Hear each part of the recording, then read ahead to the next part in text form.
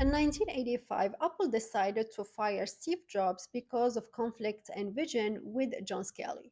John Scully, the CEO, the businessman who came from Pepsi with the vision to improve sales and profit, and Steve Jobs, the creative, the passionate, the inventor who believes in making products for people, following the consumer first approach. In exile, Steve Jobs created another company called Next and bought Pixar, which is an animation powerhouse company.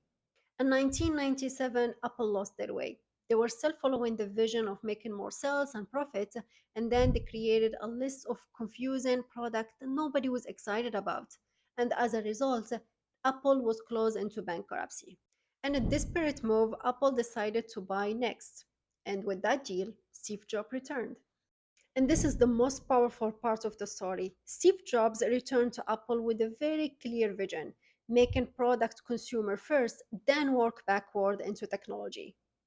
With this focus, Apple launched the iMac in 1998, the iPod and iTunes in 2001, and the iPhone in 2007, which changed the whole world.